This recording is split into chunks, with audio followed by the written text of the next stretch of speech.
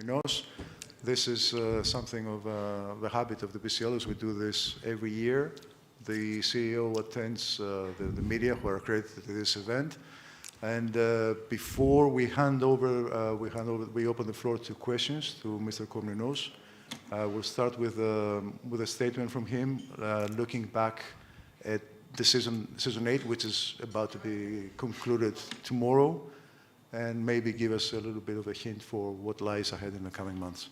Mr. Comninos, thank you very much for coming. If you can please start us off with a statement for what we received. Yes, thank you.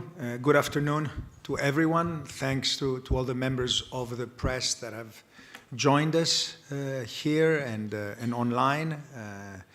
It's always a pleasure to have this opportunity on the Saturday, halfway into our pinnacle event, to have this exchange. I always take a lot of your comments to heart because it is a viewpoint that has to be considered in how we develop our competition, how we move into the future.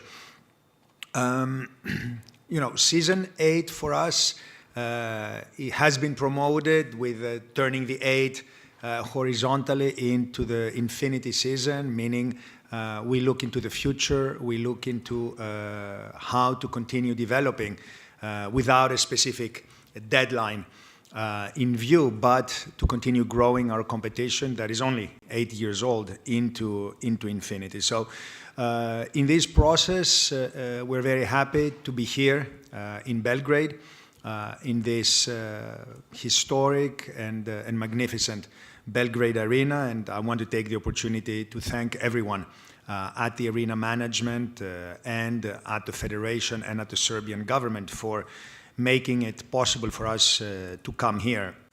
When we started the process of selecting our host, and you know by now, and we have this discussion every Saturday at every BCL, that as we develop, as we progress, for us, trying to take this pinnacle event into a neutral venue has been of lately our primary focus. The competition has grown, has gained the credibility that allows us to have this ambition to come to a neutral venue and bring on our show.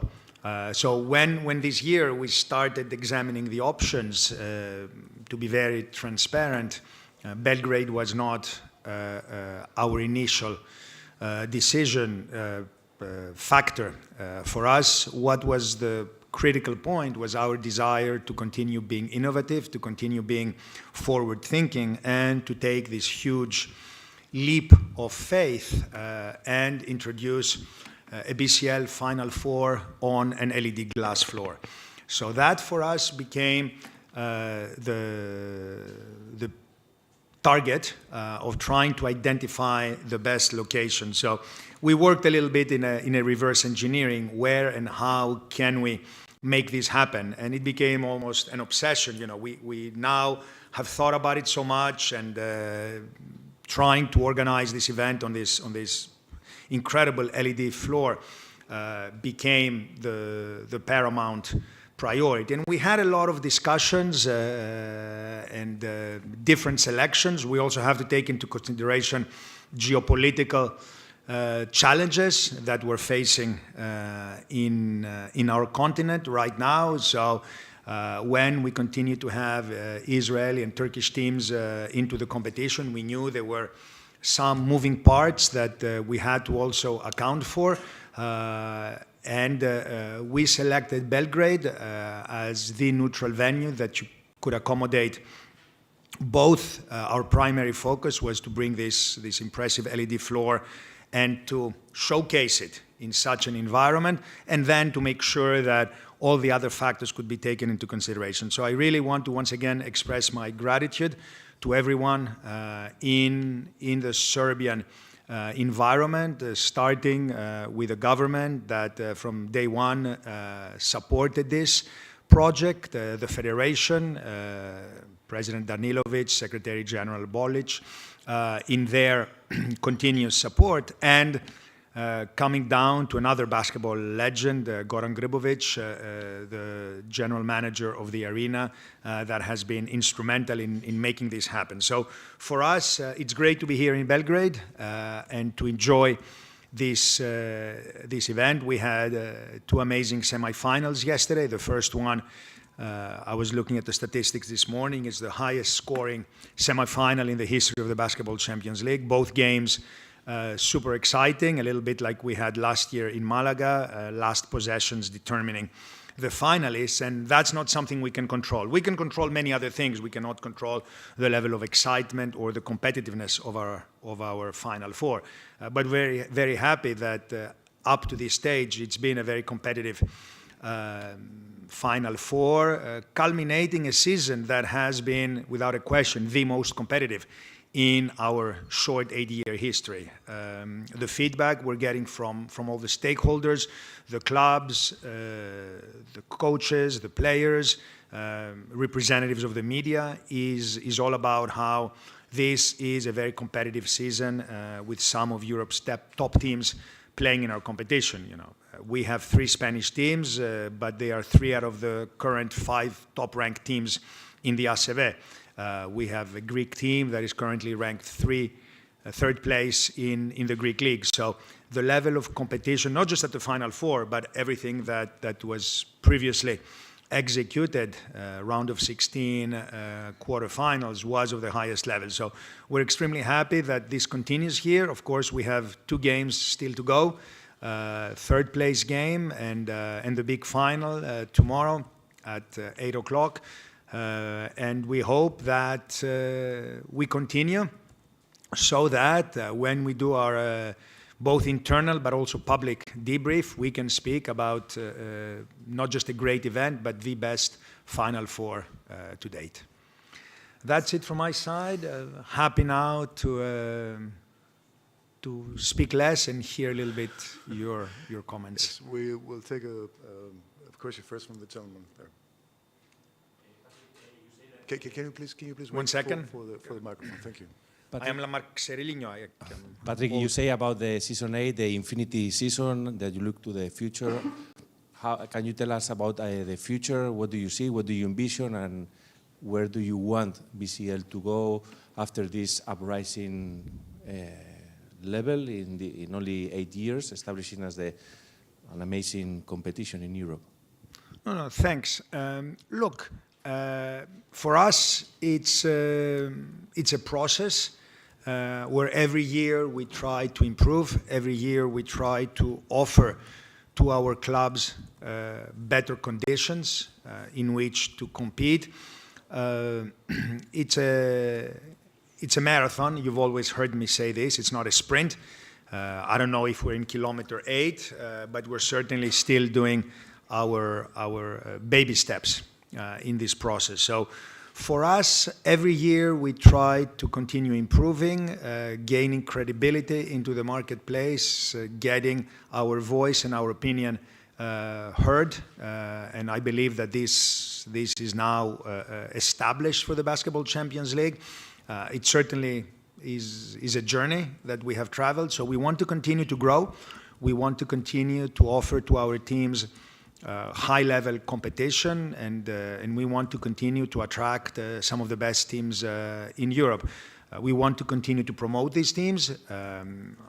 Everybody keeps telling me, but I should congratulate our social media team about the level of exposure we generate for our clubs and the level of interest this resonates into the market. So we are extremely happy to continue on this journey, and we hope that the future of basketball in Europe will develop in such a manner where our process and our ambitions will meet each other into creating a top-level competition that every year will offer high-level basketball.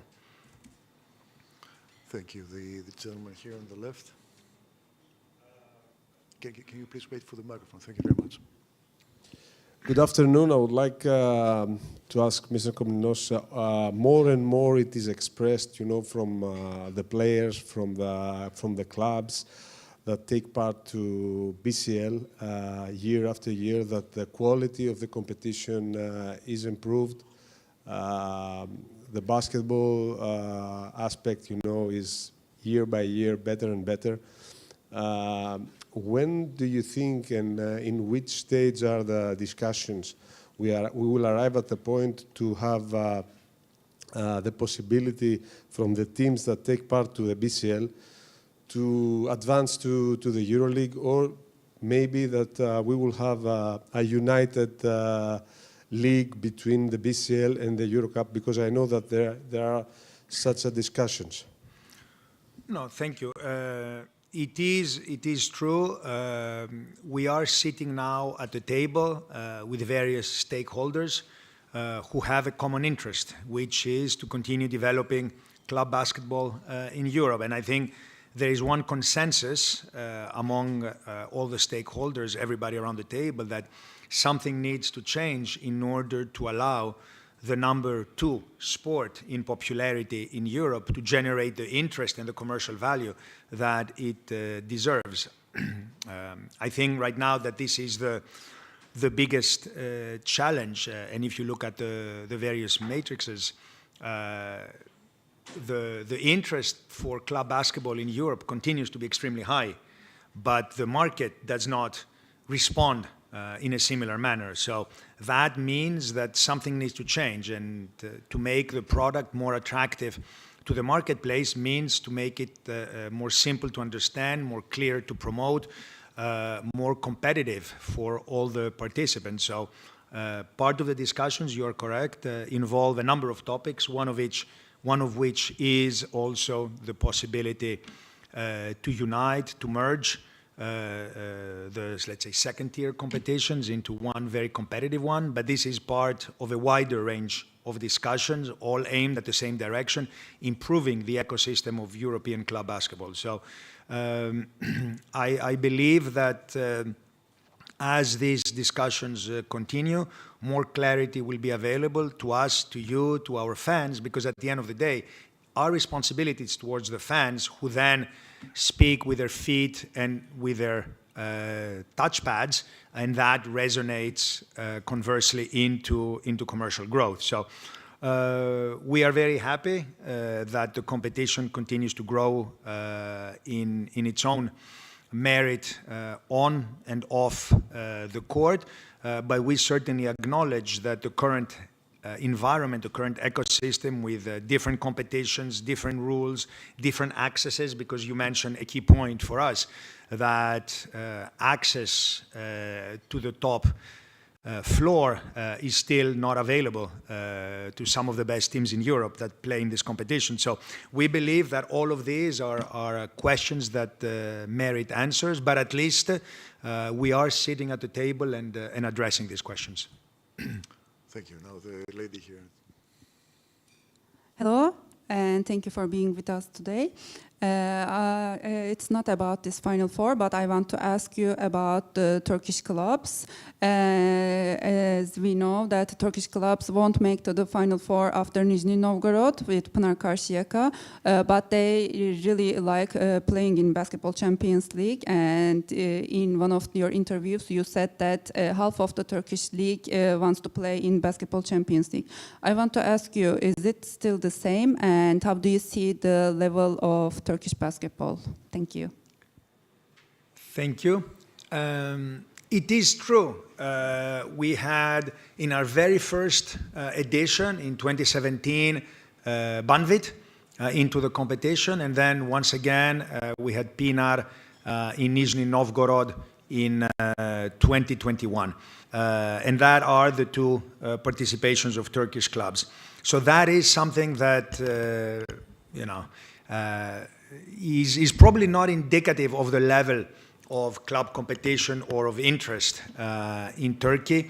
And we have some exceptional teams from the Turkish league playing into the Basketball Champions League. This year we had 5 teams from Turkey. We had 2 teams from Bursa in Tofaş and Bursaspor. We had 2 teams from Istanbul, Galatasaray and Darüşşafaka, and 1 team from Izmir, Pinar.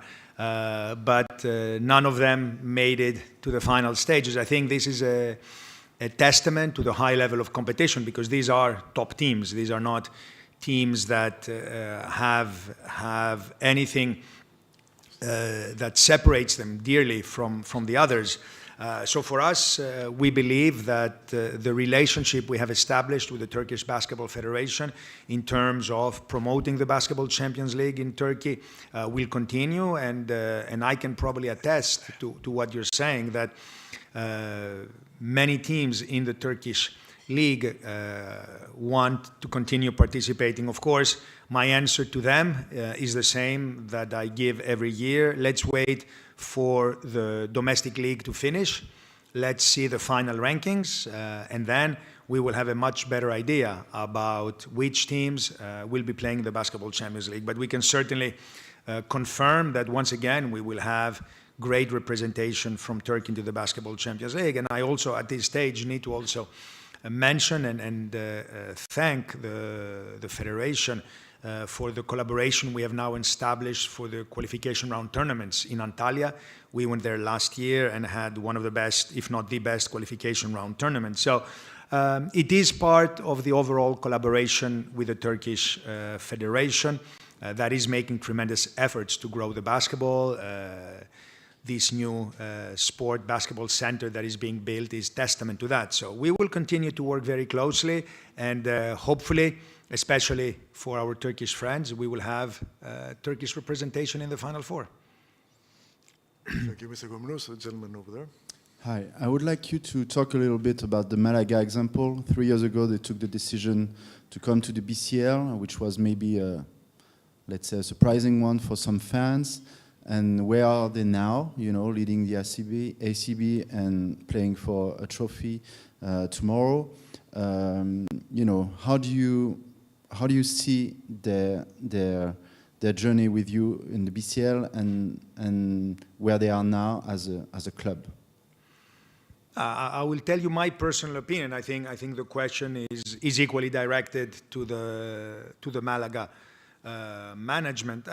I think in all this process, in our discussions with the clubs, we always are very transparent about what it is that we're trying to do here, and the priority we give to the results in the domestic leagues. We should never forget that is, in principle, and it should be the primary focus of every club. This is how basketball is developed. This is how basketball grows. If we neglect the domestic leagues, then we don't have basketball.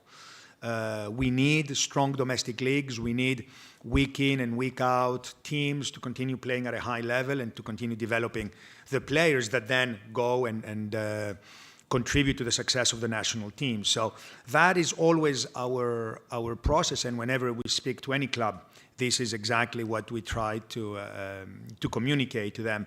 And we believe that for the teams that participate in the Basketball Champions League, that absorb or support these principles, there is a path to growth, there is a path to develop. And you mentioned Malaga, which is a very good example, but I will also mention the other finalist of tomorrow, the club of Tenerife.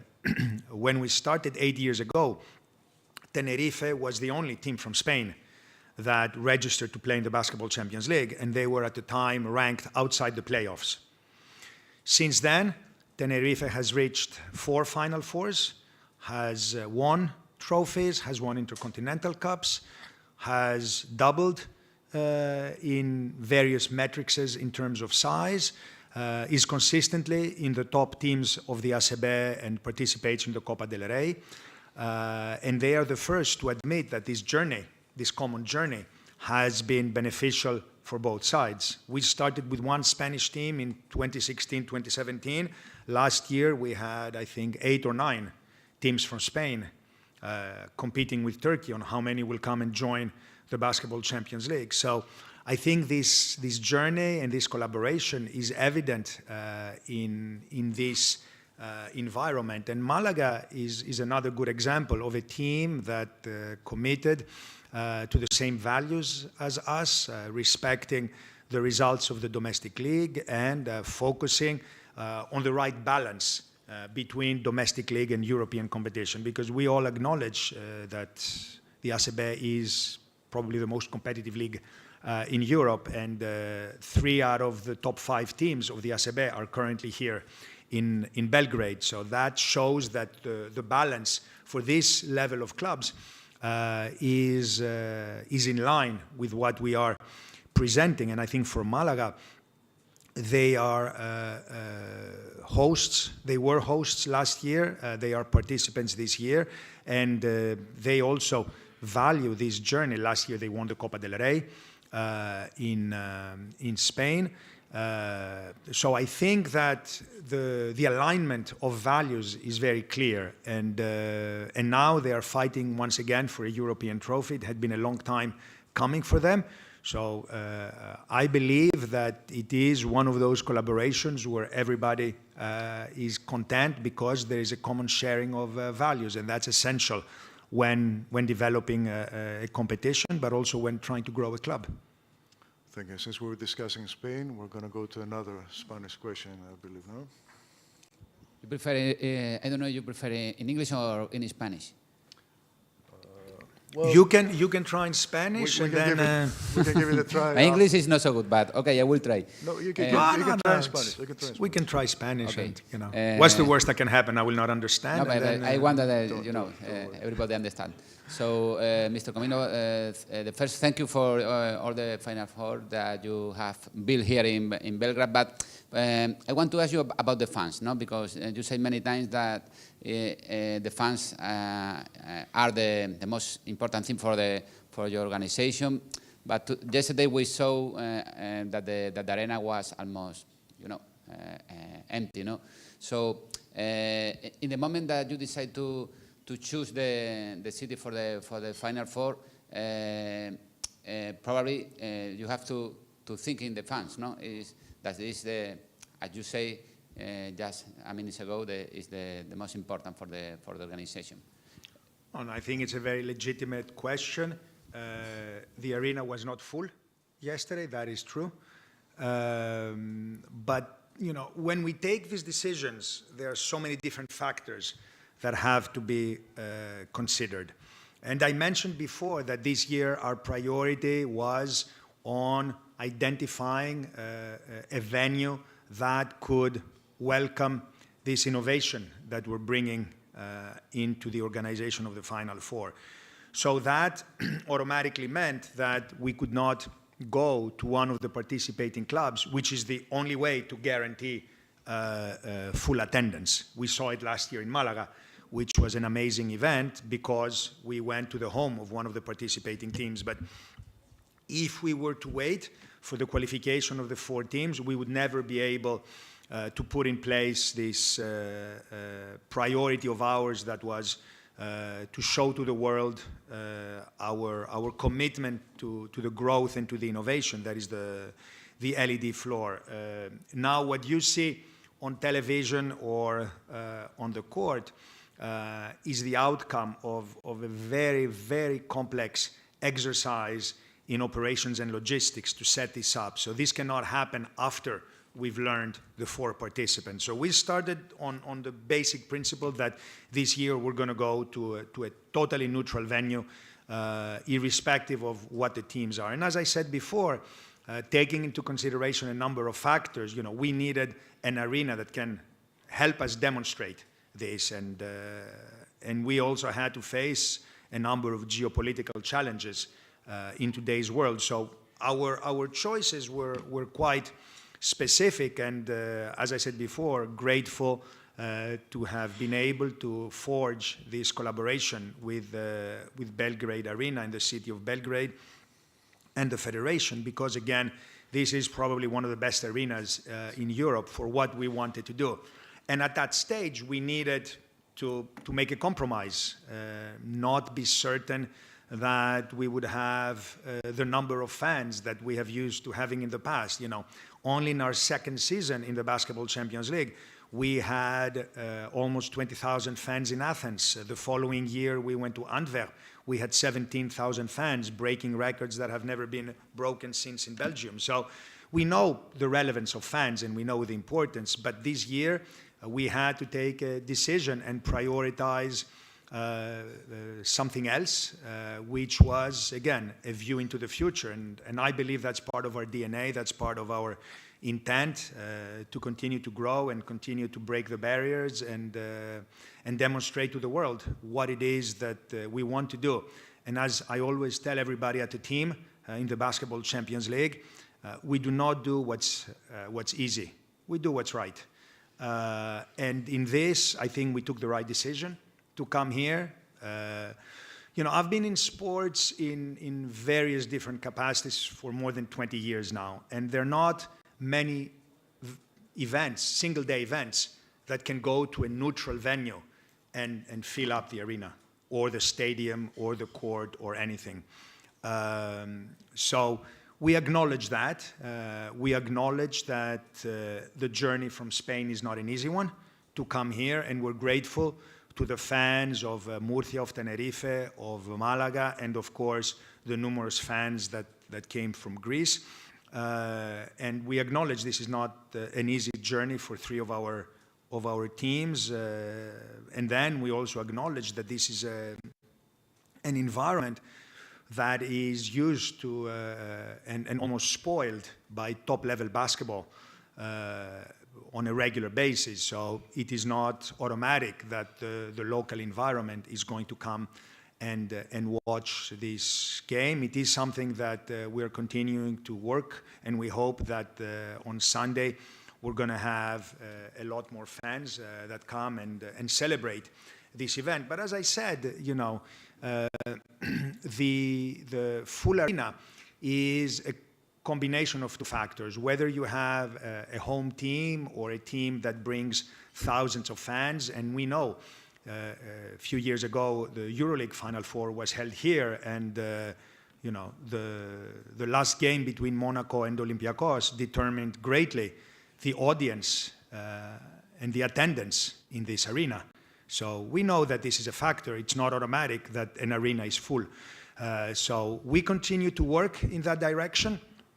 And as I said, I believe we took the right decision in bringing our competition here in Belgrade, and I hope that the local fans will attend even in higher numbers on Sunday, because it remains a great event. We have two of the best teams in Europe playing in this event, in this unique environment, and the opportunity to watch top-level basketball on this unique floor should be something that remains attractive.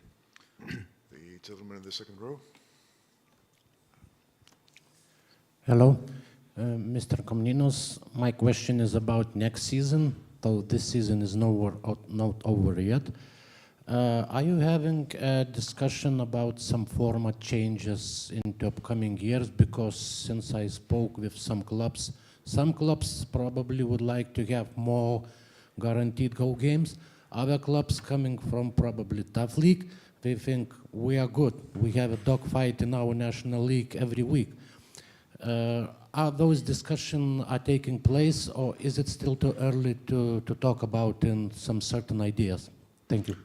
No, but as you can imagine, this is a topic that is being discussed on various levels continuously. What I can say is that for next season, season 24-25, we are not changing the competition format. We have had a lot of discussions with various stakeholders, and I think your summary is absolutely correct. We have teams that would like to have a different format that guarantees them more games, and we have teams that really embrace this format because it allows them to have a very good balance between their primary focus, which is and should be the domestic league, and a European competition. And you're not going to be surprised that, you know, teams that come from leagues like ACB, they thoroughly appreciate our format, and you know, teams like Malaga, Tenerife, and Murcia, they are able to have this great season because they have found this ideal balance between European and club competition environment. So it is something that we're constantly examining. It is part also of our wider exploration into the future. We're trying to find ways to support every interested party, because don't forget, the clubs is one important entity, but then we also have to look at the marketplace. What we do not want to do, and this is a very firm conviction, is we do not want to jeopardize the level of quality that we're currently offering. And if there's one thing that everybody comes back and talks regarding the BCL is the level of quality. The level of quality on the court, but also the level of quality off the court in terms of the promotion we're being able to offer to our teams, in terms of the attention we're offering them. And that is because also we have a format that allows everybody to focus on these few games, whether it's the game of the week or some other important games each week. So I think the clubs are recipients right now of all this attention we pay to them. And of course, if we are to increase the number of games, they also have to find the right balance between not perhaps receiving that much attention, because, you know, the day has so many hours and the staff has so many limitations. So we need to find the right balance. But this is not a topic that does not occupy our minds and all our discussions with our clubs. But once again, I can say that next year, season 24-25, we are not changing the format. And let's see what the future after that can hold. Thank you. The gentleman in the first row. Hello, Mr. Comninos. First of all, I would like to share a statement that Kyle Guy made yesterday to one of my colleagues from Greece, Adonis Kalkavouras, speaking to Gazeta.gr.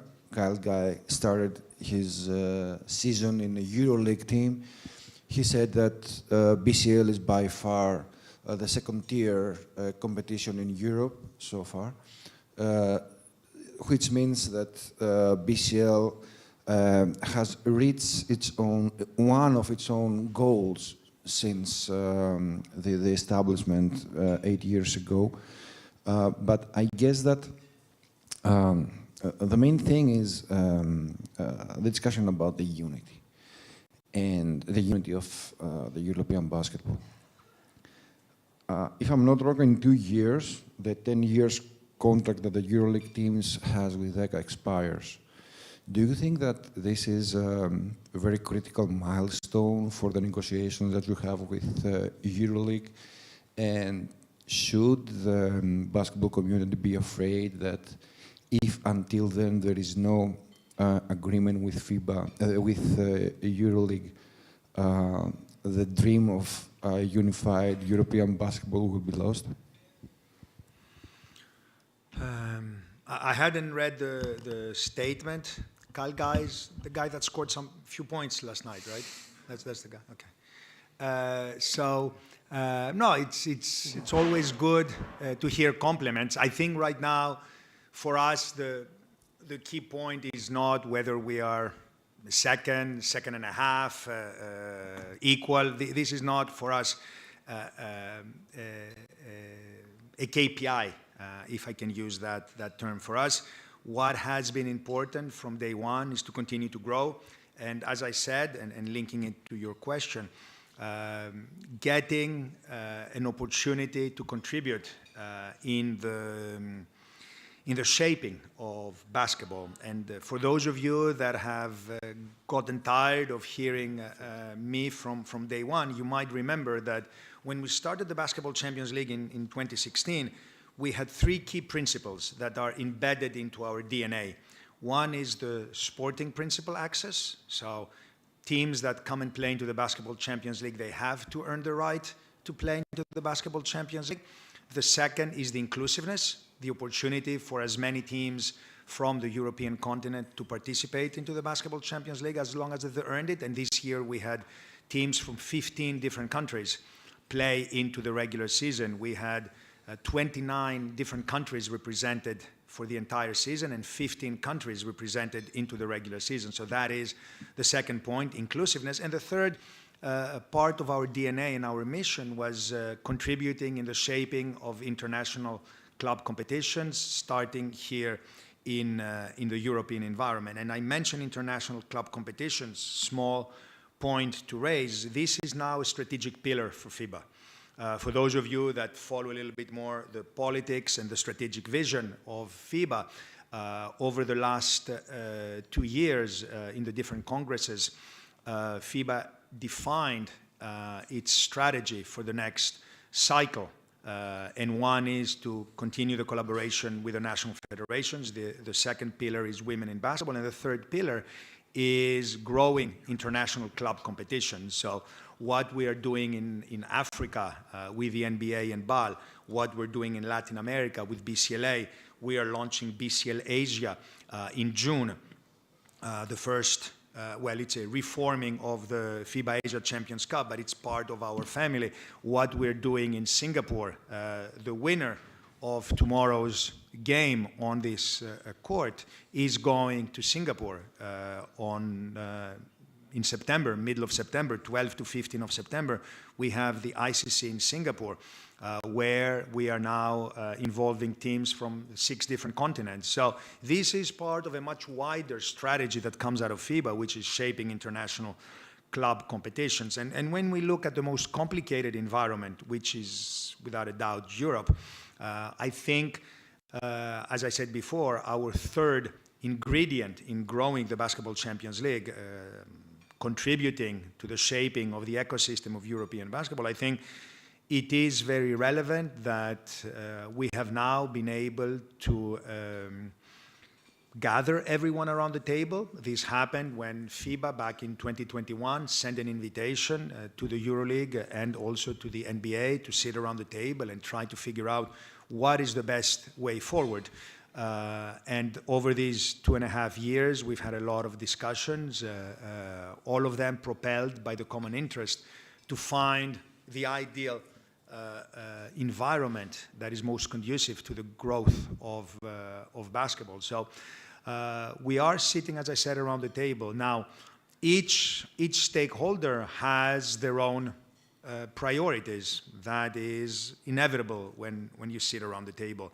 And I am sure that for a lot of the EuroLeague teams, the future is equally relevant as it is for a lot of the non-EuroLeague teams.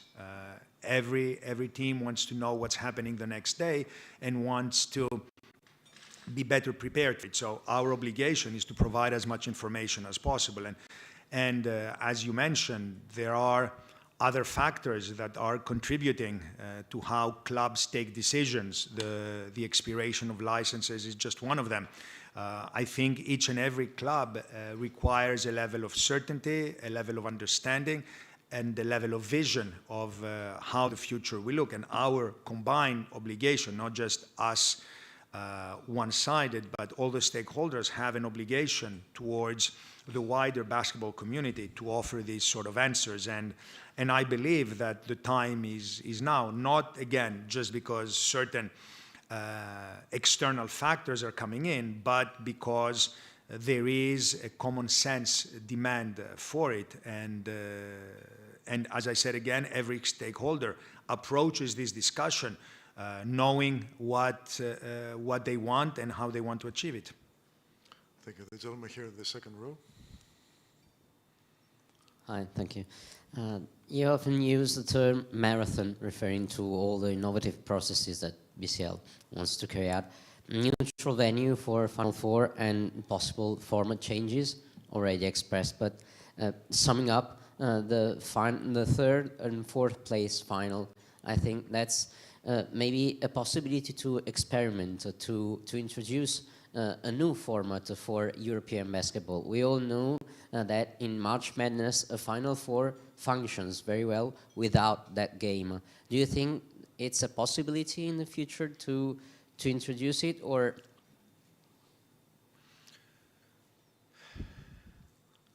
It's a very interesting question. And it's not the one that we ponder on for the first time. There are different factors that contribute in various organizations taking that decision. One of them is the fact that, you know, many teams want to continue fighting. You heard Vasilis Spanoulis and his own desire to go and get this bronze medal. And we need to respect that. We also understand that, and that is part of the paradox, you know, when Sunday finishes, you know, one team that finished third might feel happier than the team that finished second because one comes off a victory and the other off a defeat. And I think it's always good to have this possibility to finish the season on the best possible note. Then there are other factors that contribute to this, which is a lot of logistical challenges, organizing an event, and for the team's own planning. It's not from our side, but some of the teams, they prefer to have a very clear schedule. They arrive on Tuesday, they leave on Monday, no matter what happens, versus needing to adjust late on Friday night. But we believe that it remains an interesting game that the teams certainly appreciate, and having spoken to 7 third-place finishers in the past 7 seasons, they all seem very content. So we want to continue to offer that. Now, March Madness is the culmination of a much larger number of games. So the teams that reach this Final Four, let's say, have already played in that short period of March Madness a number of games. Maybe at that stage, the possible third-place game is one too many. Here, because for a lot of clubs, being part of the celebration that is the Final Four still has a lot of value, and they want to, for lack of a better word, milk out the experience as much as they can. They are excited, and they're going to come later on today to train, to prepare, to go out and fight for that bronze medal. So as long as there is this interest, then we will continue to offer this to the clubs. Thank you. The gentleman there, the last row, yes. First the gentleman in the corner, and then the one right next. Hi, Patrick. The LED floor experience looks very interesting, and at the moment, with the interest of the NBA and all the commercial opportunities it gives, the future of LED floor and the more frequent usage of it looks inevitable. From what you heard from the players and coaches maybe during this weekend, what are the challenges that need to be met in order for it to be used more often? I think the challenges do not regard the players and the coaches. They have been extremely, extremely positive in their reaction. The challenges relate to the organizer and what it takes to bring this floor, to install this floor, to find the facility that accommodates for this floor, the additional power generators or air conditioning system that is required to support this. These are the challenges. From the players and the coaches, it was a very interesting experience, because I think for all of them, walking on this floor on Wednesday was the first time they ever set foot on it, literally. So you could see the reactions, touching it, moving around, and I think there was a great opportunity to have this exchange with them, to explain some of the technical aspects, but some of the opportunities that exist. And right now, I think this is something that will be more widely used into the future. We've very often promoted this Final Four as a glimpse into the future, giving everybody that participates or attends or watches this event the opportunity to say, wait a second, in 5 years' time, this is going to be a lot more regular. But we were there on that first occasion when it happened in Belgrade, end of April 2024. The feedback is very positive, but this, we were not, to be honest, very surprised, in the sense that we've done our homework. FIBA has been working with a company that develops this floor, ASB, from Munich for the last more than 5 years. Thousands of tests when it comes to elasticity, when it comes to evenness, when it comes to a number of factors that are essential for the players. Because if the players do not embrace it, then the market will not embrace it. Now it's been already out in the market, being used and commercialized for the last year. This floor that we have here was used in Indianapolis a few weeks ago during the All-Star game.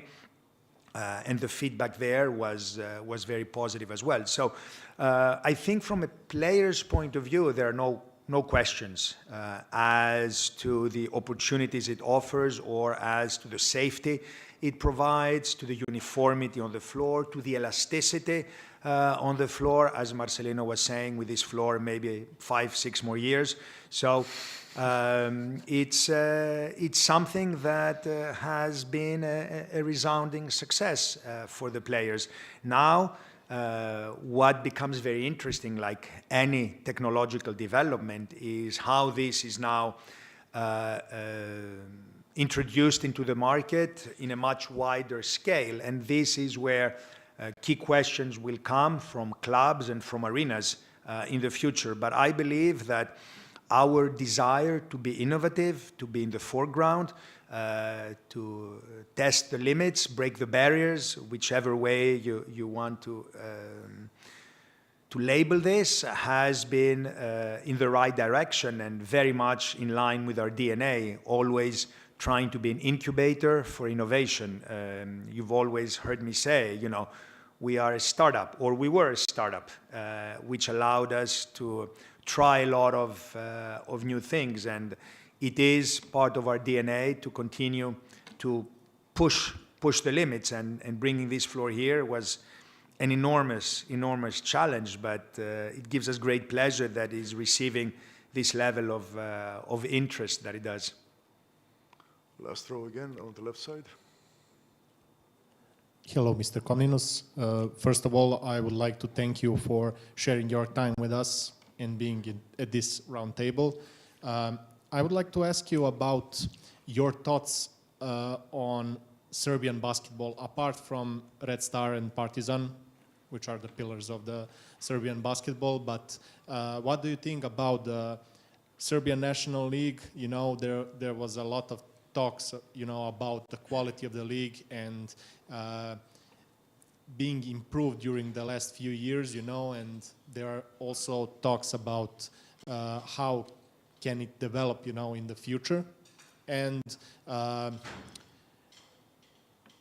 do you see Serbian clubs, you know, being a part of Champions League in the future, you know, since we had Mega and Partizan in the previous years, but FNP also tried to be during the qualification period. So what are your thoughts about the subjects?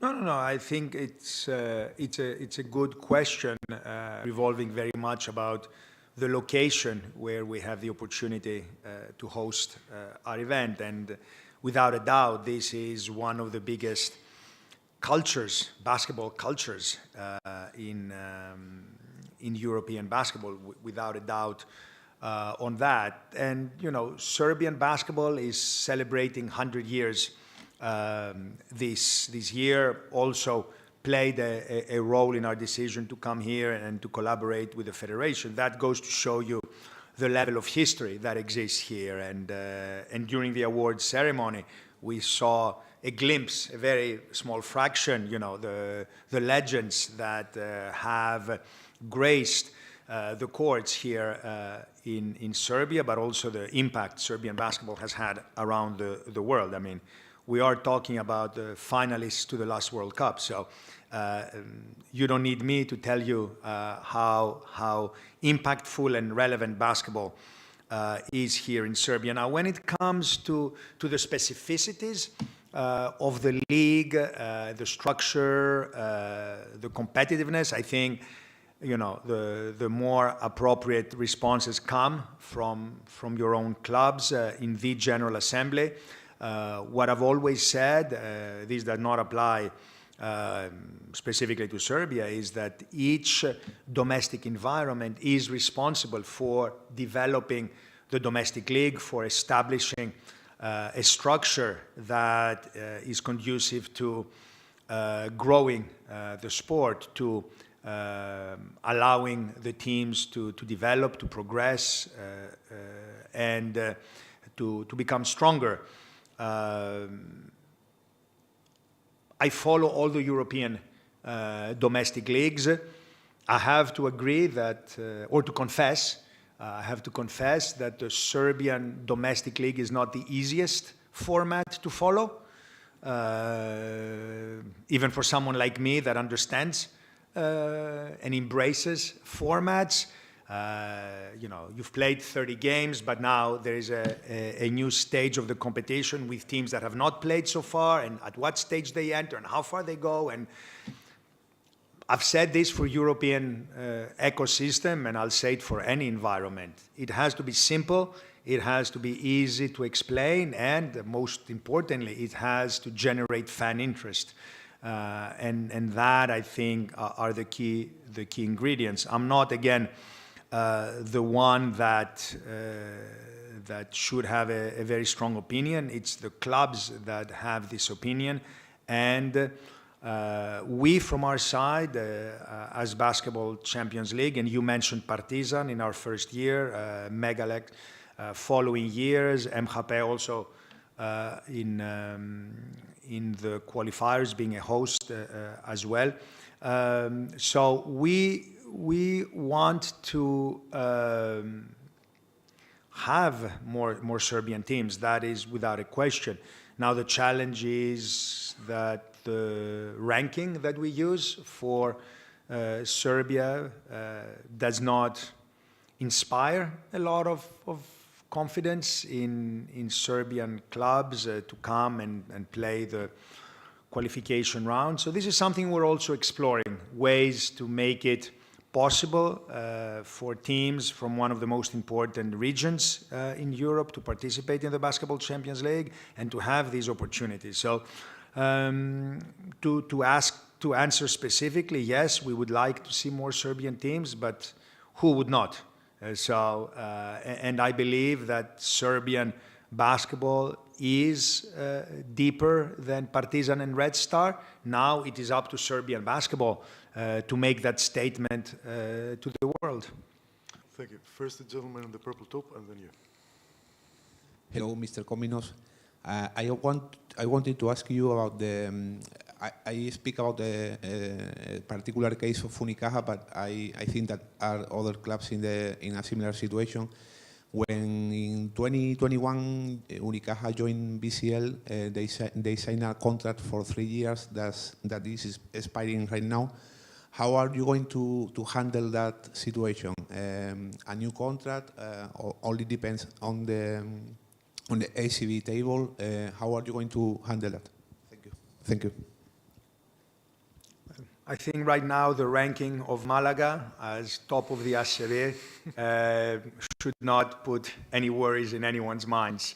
It is great to have the current leaders of the ACB play in the Basketball Champions League final, and we're not in October. We are in May, and they're leading the standings of the most competitive league. So that goes to their credit, to the team that they have built, to the consistency, and just a side parenthesis, because we discuss a lot, and I continue to learn about basketball every day from the experts in the office, but what we find very interesting is that we have in the final the two teams that have had the least number of changes in their rosters last summer.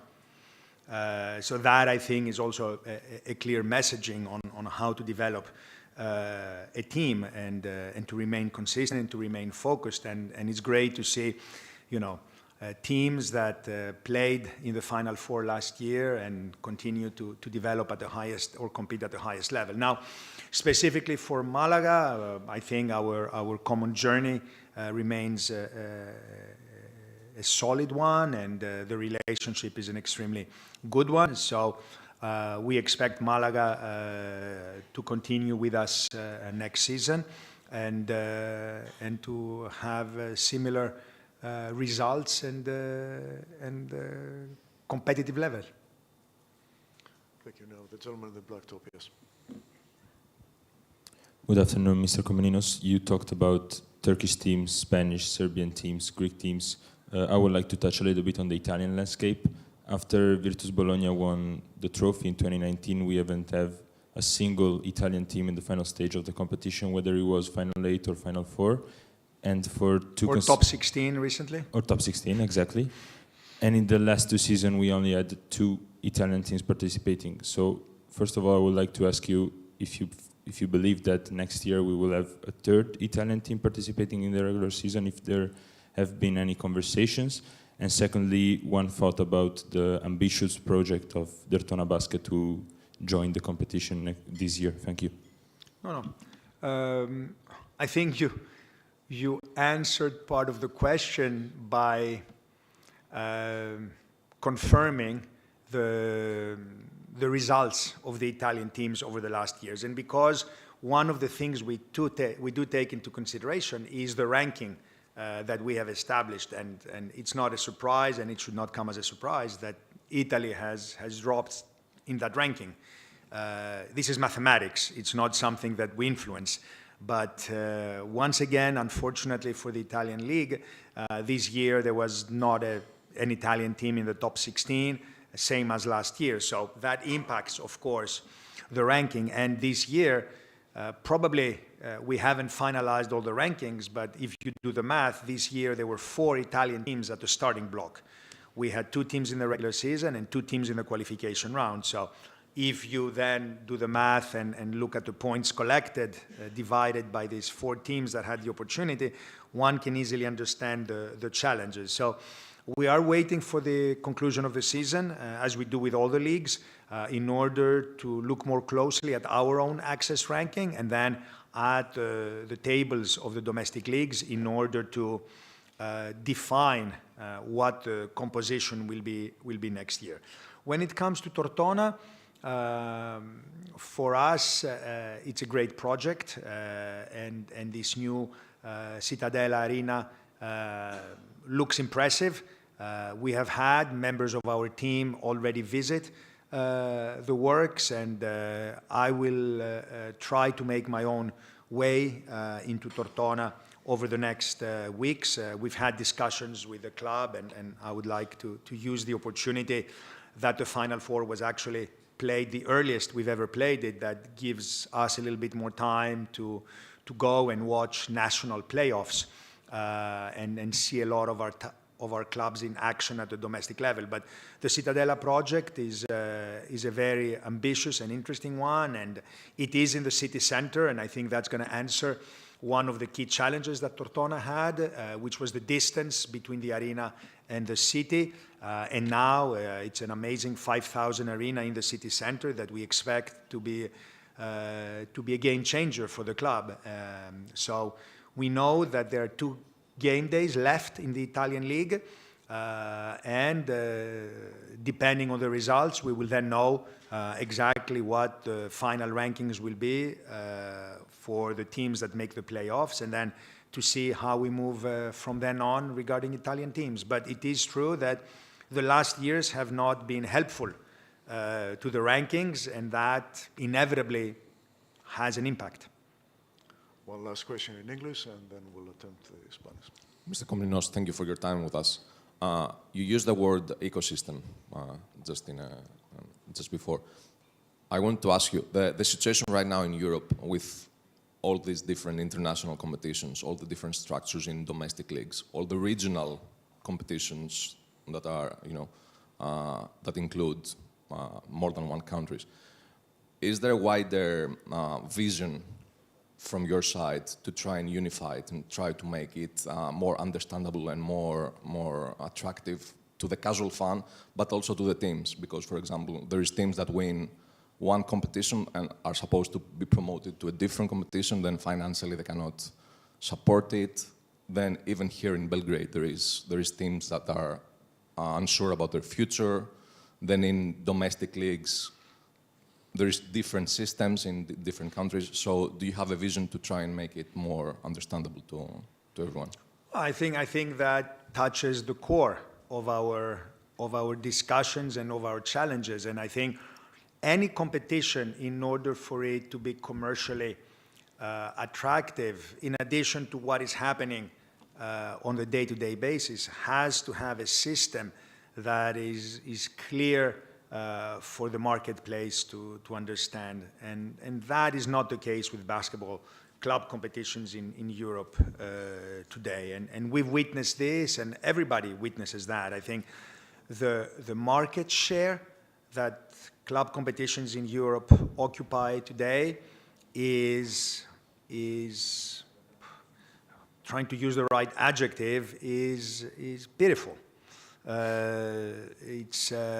Combined, the European club competitions generate less than 100 million for the number 2 sports, when the number 1 sport generates 5 billion. I mean, that should end the discussion. This cannot be logical. So at least now, everybody around the table has an understanding or a common understanding that this needs to be developed further. And simplicity, clarity are probably the key ingredients in making an ecosystem a lot more attractive. And right now, this does not exist in European basketball. We are the first to confess. And at least we're happy that right now this discussion has been put on the table. This perhaps was not the case a few years ago. Now, different factors, COVID being one of them, was an eye-opener for a lot of clubs, realizing that, this approach where whether it's external factors, let's not label them, that keep pumping money into basketball, at some point, this cannot continue to grow. This is not sustainable. What is required in basketball is organic growth. Is growth that is generated by the sport itself, not by the football club, not by the government, not by some emotional owner. It's money that is generated by the club itself, organically. That means that the environment has to be conducive to this growth. And this is what we're all trying to do, create a field where we can support the clubs in growing, in whatever capacity, whether you're a small regional club or whether you're a team that wants to go and compete at the very highest level. There has to be an ecosystem that allows for the growth of this. And I believe that now is the right time to address this. I think maturity has allowed us to understand this. Now, of course, we need to figure out the various elements of this discussion in order for it to be successful. And successful means that all the parties find the end result amenable to them, that we all make the necessary compromises in order to reach an agreement for the greater good.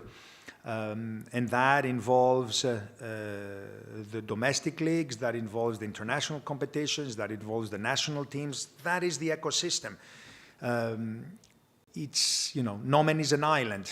Basketball is not played only by 13 teams in Europe. Everybody needs to be able to grow in a manner that goes beyond the 100 million that is currently generated. And that should be everyone's interest in mind.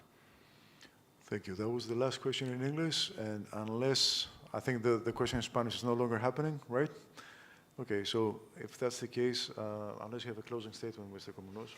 No, I think once again, it's a pleasure to be seeing all of you, and we can renew our appointment next Final Four, Saturday morning in... Okay. Apologies for the technical difficulty. Okay, this concludes the roundtable. Thank you very much for coming and for watching. Thank you. Enjoy the final, guys.